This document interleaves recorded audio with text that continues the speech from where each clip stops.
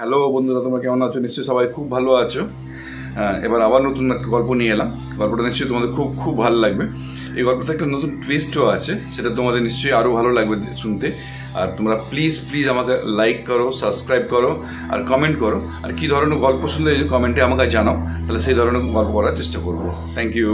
উত্তরাখণ্ডের ঘন অরণ্যে একটি পরিত্যক্ত গ্রাম আছে, যার নাম কুলধরা। একসময় পলিওয়াল ব্রাহ্মণদের দ্বারা বসবাসকারী এই গ্রামটি ১ শতকের শুরুতে রহস্যজনকভাবে রাতারাতি ফাঁকা হয়ে যায়। কুলধরার চারপাশে নানা কিংবদন্তি এটি ভারতবর্ষের সবচেয়ে ভুতুড়ে স্থানে পরিণত করেছে, যা অ্যাডভেঞ্চার প্রেমীদের এবং ভূত শিকারীদের আকর্ষণ করে। গল্পটি সেই গ্রামটির শেষ বাসিন্দাদের নিয়ে শুরু হয়, যারা ভয়ের ছায়ায় পালিয়ে যাওয়ার সিদ্ধান্ত নেন। বলা হয়ে থাকে, গ্রামে একটি অভিশাপ ছিল, যখন একটি নির্মম মন্ত্রী গ্রামের প্রধানের মেয়েকে তার ইচ্ছার বিরুদ্ধে বিয়ে করতে চান।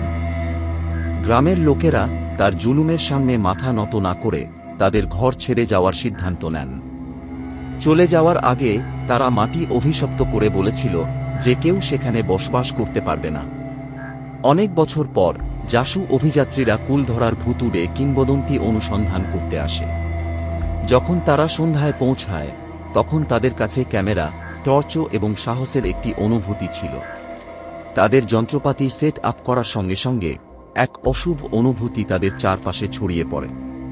অস্তমিত সূর্যের আলোতে ধ্বংসাবশেষের দীর্ঘ ছায়া পড়তে লাগল এবং চারপাশে একটি ভারী নীরবতা সৃষ্টি হল। তাদের অস্বস্তিকে উপেক্ষা করে তারা ভিডিও তৈরি করতে শুরু করে। দলের নেতা রোহান উত্তেজনার সঙ্গে তাদের অভিযানের সূচনা করে কুলধরার অভিশাপের গল্প বলার মাধ্যমে। রাত আসতে শুরু করার সঙ্গে সঙ্গে তাপমাত্রা দ্রুত হ্রাস পেতে থাকে এবং চারপাশে অদ্ভুত নীরবতা ছড়িয়ে পড়ে। প্রতি মুহূর্তের সঙ্গে তাদের মনে হচ্ছিল যেন কেউ তাদের দেখছে। যখন তারা গ্রামের মধ্যে ঘুরছিল, তখন তারা অদ্ভুত ঘটনা দেখতে পায়। জিনিসপত্র নিজেদের গতিতে নড়ছিল এবং বাতাসে ফিসফিসানি ভেসে আসছিল, যা বোঝা কঠিন কিন্তু উপেক্ষা করাও সম্ভব ছিল না। দলের একটি সদস্য, প্রিয়া, হঠাৎ তার হাতে একটি ঠান্ডা ছোঁয়া অনুভব করে, যেন কেউ তার পাশে দিয়ে গেছে। ভীত হয়ে সে পিছনে ফিরে দেখে, কিন্তু সেখানে কিছুই ছিল না, কিন্তু একটি গভীর উদ্বেগ অবশিষ্ট রয়ে যায়। তবে তারা তাদের অনুসন্ধান চালিয়ে যায়। রোহান সেরা শটটি ক্যাপচার করার জন্য একা গ্রামটির কেন্দ্রে চলে যায়। বাকি সদস্যরা কিছু ঠিক লাগছিল না বুঝে একসাথে থাকেন। কিছু সময় পর রোহানের অনুপস্থিতি উদ্বেগজনক হয়ে ওঠে। তারা তাকে ডাকতে শুরু করে, কিন্তু তাদের কণ্ঠস্বর গম্ভীর নীরবতায় শোষিত হয়ে যায়।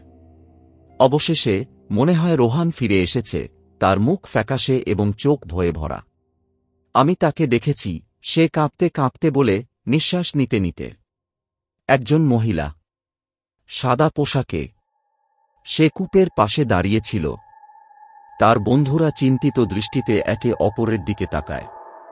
রোহান সেই আত্মার বর্ণনা করে, যিনি অতিলোভী, দীর্ঘ স্রোতবাহিত চুল এবং দুঃখী মুখে। সে আমার দিকে তাকিয়েছিল, সে কাঁপতে কাঁপতে বলে, আমি তার কষ্ট অনুভব করলাম। এবং তারপর আমি শুনতে পেলাম, আমার সাহায্য করো। ভয় গ্রুপটিকে ধরেছিল। তারা দ্রুত গ্রামটি ছেড়ে যাওয়ার সিদ্ধান্ত নেয়, কিন্তু যখন তারা তাদের পদক্ষেপগুলো ফিরিয়ে নিতে যায়, তখন তারা বুঝতে পারে যে তারা হারিয়ে গেছে। যেসব পথে তারা আগে হেঁটেছিল, সেগুলি অদ্ভুতভাবে মোড় নিতে শুরু করে তাদের ধ্বংসাবশেষের গভীরে নিয়ে যায়। আতঙ্ক শুরু হয়।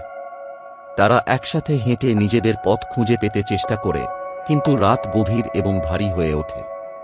তখনই ফিসফিসানি ফিরে আসে, আরও জোরালো এবং আরও গুরুত্বপূর্ণ হয়ে, আমার সাহায্য করো, আমার সাহায্য করো। মনে হচ্ছিল যেন মাটি কষ্ট এবং যন্ত্রণায় ভরা।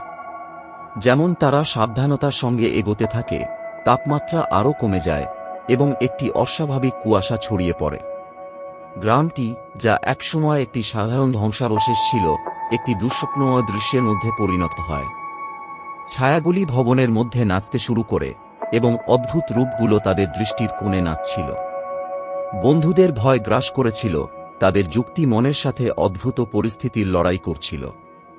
হঠাৎ প্রিয়া চিৎকার করে যখন সে তার ব্যাগে একটি তীক্ষ্ণ টান অনুভব করে।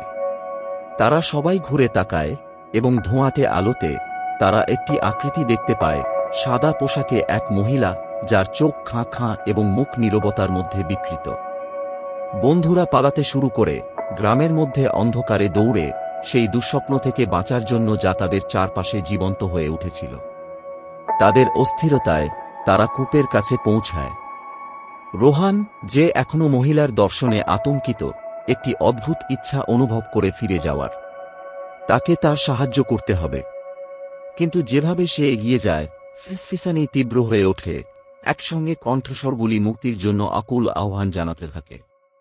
তখন তারা বুঝতে পারে, মহিলা গ্রামে আটকা পড়েছে, তার জনগণের অভিশাপে চিরকালবদ্ধ। শেষ মুহূর্তে তারা রোহানকে ধরে ফেলে এবং গ্রামটি ছেড়ে চলে যায়। তারা তখনও থেমে থাকে না যতক্ষণ না তারা তাদের গাড়িতে পৌঁছায়। নিঃশ্বাস বন্ধ হয়ে গেছে এবং ভয়ের কারণে তারা গ্রাম থেকে বের হয়ে যায়, কুলধরা এবং তার ভুতুড়ে ফিসফিসানাগুলি পিছনে ফেলে। যদিও তারা জীবিত বেরিয়ে আসে, কিন্তু অভিজ্ঞতা তাদের দীর্ঘ সময় ধরে তাড়া করে।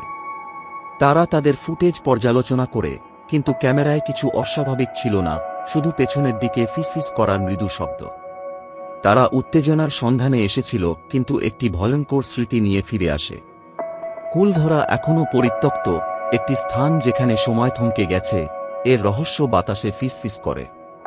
কিংবদন্তি অ্যাডভেঞ্চার প্রেমীদের আকর্ষণ করে, কিন্তু অনেকেই ফিরে আসে শুধু গল্প নয়, কিছু বদলে যায়, অতীতের ভূতদের দ্বারা আক্রান্ত হয়, চিরকাল সেই পরিত্যক্ত গ্রামের দুঃখের বোঝা নিয়ে বেঁচে থাকে।